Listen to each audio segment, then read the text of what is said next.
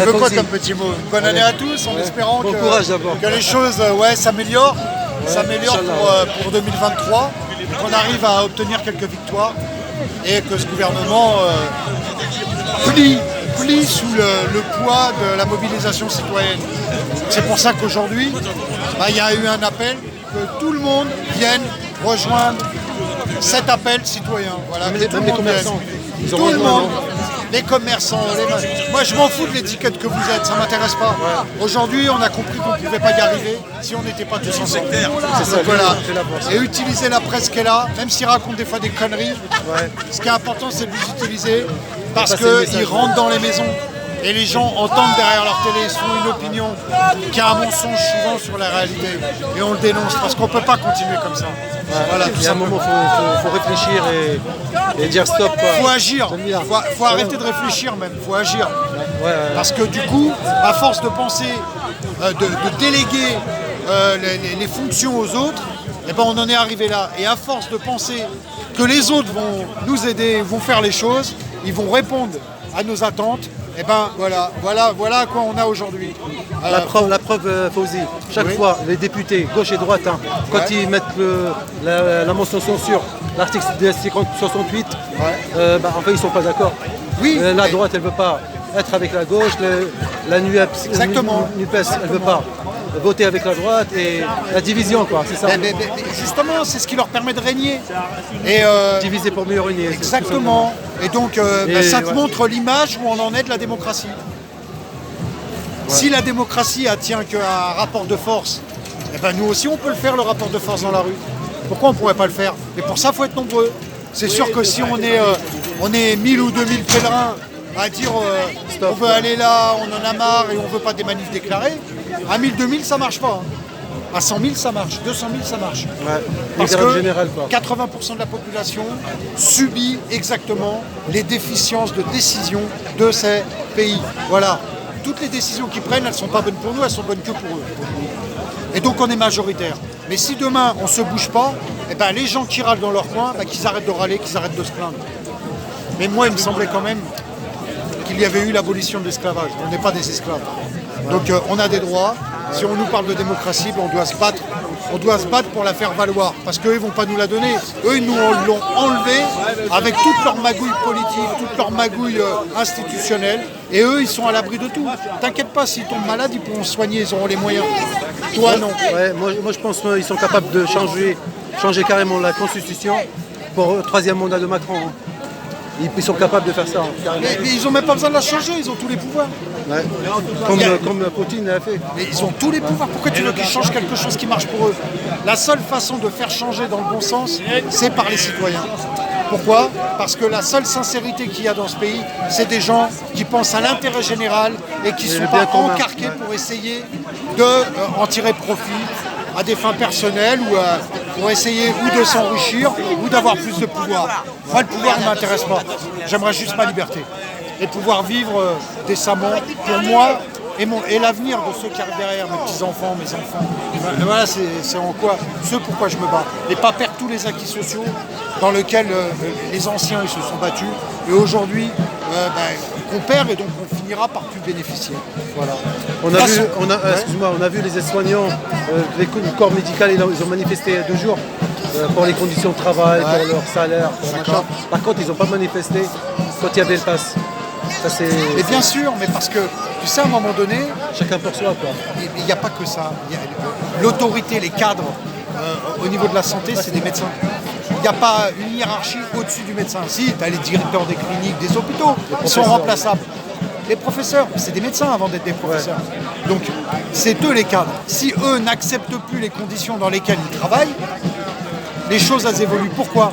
Parce qu'aujourd'hui, ils ont la répercussion de tous les petits qui ne regardaient pas, de ceux qui se servaient. Aujourd'hui, obligés qu'ils le ressentent. Quand ils sont obligés d'avoir autant de patients à charge, que les consultations sont à 25 balles, que dans les autres pays, ils ne le sont pas. Et puis en même temps, ils sont obligés de faire des tâches administratives, ils sont obligés de faire ci, faire ça. Là, aujourd'hui, ils bougent. Et qu'est-ce qu'il leur a répondu, le président? Il leur dit, du coup, je vais vous soulager. C'est vrai que l'administration, tout ce qui est administratif dans les emplois, c'est lourd. Ça nécessite de la main-d'œuvre. parce que ça ne se fait pas comme ça. Aujourd'hui, on vit dans un pays géré par l'administration. Tout est surveillé, tout est contrôlé, tout est noté. Voilà, exactement. Sauf que ce qu'il oublie de dire, c'est que c'est bien beau de faire ça, mais qui va payer l'administratif? Qui va payer les gens qui vont faire le boulot? Ça va être les médecins qui vont devoir prendre des salariés. Ils sont en train de dire que déjà ils ne sont pas payés assez et on vous le donnera que si vous prenez des patients en plus. Mais ils sont déjà jusqu'à là des patients. Parce que, essaye d'avoir un médecin si aujourd'hui tu n'en as plus un de désigné parce qu'il est parti en retraite. 2 ans je suis resté sans médecin. J'ai fait pendant 2 ans, parce que j'ai un traitement pour la tension, j'ai fait un traitement pendant ces 2 années-là, j'ai fait des consultations par téléphone. Je crois que le gars que j'ai en face de moi, il est capable de juger si je vais bien ou pas. Et je raconte ce que je veux. Je lui dis ouais ben je vais bien, ouais ça va, je continue le sport et tout, mais heureusement. Mais si je vais pas bien, il va le voir comment? Même ma tension, il la prend pas. Je me suis acheté mon tensiomètre. Par contre, la consultation, je l'ai payée. Ouais. C'est ça qu'on veut demain. C'est-à-dire que tant que tu pourras te payer des soins, tant que tu seras assez à l'abri financièrement pour pouvoir te payer des soins, aller dans des grands hôpitaux, voir les grands spécialistes, là, ils seront disponibles, t'inquiète pas, ils ne sont pas dépourvus, eux. Mais par contre, 80% de la population qui ne peut pas accéder à eux, à l'élite, ben, ils vont crever. Je souhaite à personne de tomber malade. Donc la meilleure des choses aujourd'hui que tu peux souhaiter à quelqu'un, c'est de ne pas tomber malade et puis d'avoir le ventre nourri. C'est pire en pire. Parce que tu vois le prix d'une baguette, tu vois ceux qui la fabriquent, ils nous ont rendus tous dépendants dans notre quotidien des énergies, que ce soit pour la voiture, que ce soit pour te chauffer, que ce soit pour t'éclairer, que ce soit pour cuisiner. Tu ne peux pas t'en passer. Les industries, ils marchent que comme ça. Du coup, ils nous ont rendus dépendants. Et sur quoi ils tapent le plus aujourd'hui? Sur ce qu'ils n'ont pas tapé, les énergies. Voilà. Et les gens, ils seront prêts à payer tant qu'ils pourront payer. Ils seront prêts à s'endetter tant qu'ils pourront le faire. Pourquoi? Parce qu'ils ne veulent pas sortir du système pour ne pas tomber dans la précarité. Mais jusqu'à quand ça va tenir ça? Tous ces commerçants qui te donnent à manger. Si les gens, la base de la nourriture, c'est le pain. Tu le sais très bien. Le blé, ouais, tes parents, tout ça, ils fabriquent le pain encore. Bon bah voilà. Tu mets un petit bout de quelque chose dedans, crois-moi que le pain il est bon. Et au moins tu manges. Tu as un peu de bouillon d'eau, tu mets même une carotte dedans, mais tu le trempes dans du pain, tu as à manger. Si tu n'as plus ça, mais tu vas faire comment demain? Il faut que les gens apprennent à faire le pain. Le minimum, apprendre, là, ils ont envie d'apprendre, ils ont le temps. On leur demande d'être plus disponibles pour leurs carottes, ce qui nous tue dans ce pays. Tout fait, quoi. Mais voilà, mais ce qui nous tue dans ce pays, c'est les charges. On paye des taxes, et le pire, moi ça ne me dérange pas d'en payer, mais dans la mesure où je sais où va l'argent. Même à ceux qu'on le donne, ils ne savent pas où il va, tellement ils dépensent n'importe comment. Et tu crois qu'ils se privent? Tu crois qu'eux, ils se privent à un seul instant? Non. Donc voilà pourquoi on est là, voilà pourquoi il est important de le dénoncer, parce qu'on est libre. Et on est libre, et ça à nous de le faire savoir. Et notre liberté, pour l'acquérir vraiment jusqu'au bout, pour en bénéficier, eh ben, ça dépend de tout le monde. Il ne faut pas qu'ils comptent sur 1 ou 2 personnes qui vont les sauver. Ni le parti politique, tout le monde doit s'impliquer. Parce qu'on a vu, là, les partis politiques, ça ne bouge pas. Hein. Ils sont là juste pour leur confort. Même les corps intermédiaires, ça ne bouge pas. Ça ne bouge pas. Quand tu fais une mobilisation, tu appelles à manifester.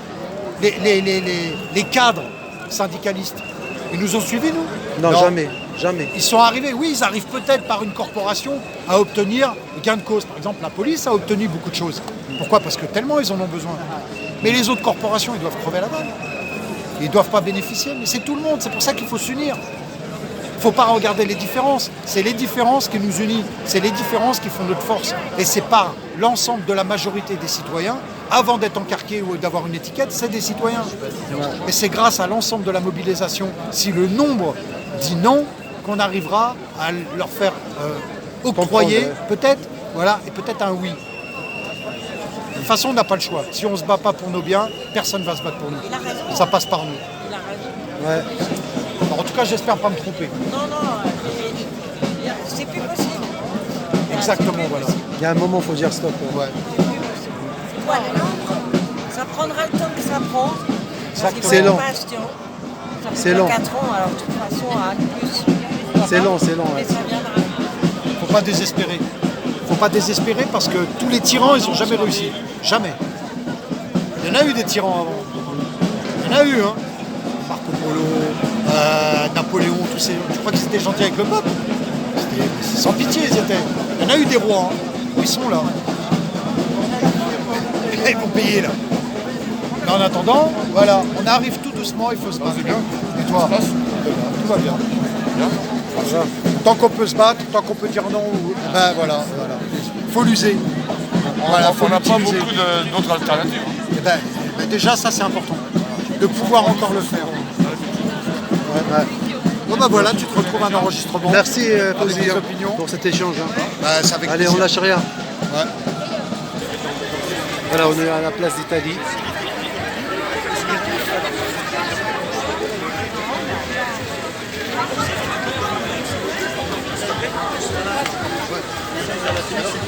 Raoult, il en a parlé il y a 2 ans. Il disait que si on veut faire une population des possibilités, que si on veut ressentir un peu tous